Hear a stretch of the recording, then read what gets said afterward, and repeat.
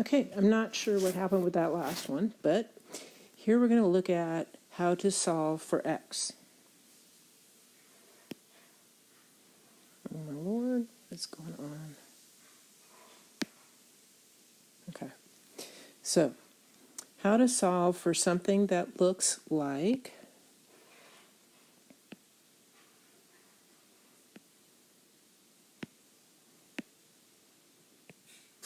x, which can be any number, times the square root of 3 equals 15. How do we simplify that? How do we solve for x?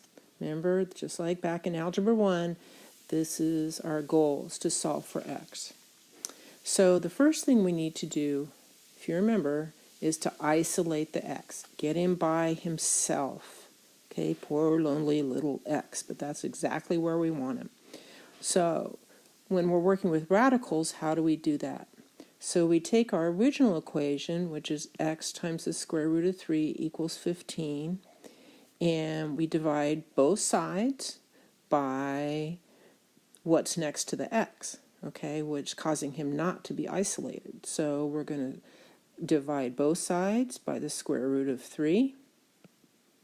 Okay, remember that's legal in algebra.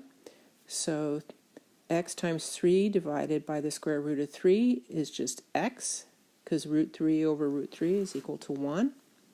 And then we have 15 over the square root of 3. Now, as you remember, we talked about in class, it is improper to have a radical in the denominator. So now we have to go to step 2, which helps us to get rid of the radical in the denominator. So we use the fact that we talked about on the previous slide, that the square root of a number multiplied by the square root of the same number just gives the number. Okay, so we're going to multiply 15 times the square root of 3 by 1 in the form of square root of 3 over square root of 3. Okay, so 15 times the square root of 3, okay, just remains 15 times the square root of 3, and 3 times the square root of 3 is equal to 3. Now we have one more step because 15 is divisible by 3. So 15 divided by 3 is 5, and we have our square root of 3. So x is equal to 5 times the square root of 3.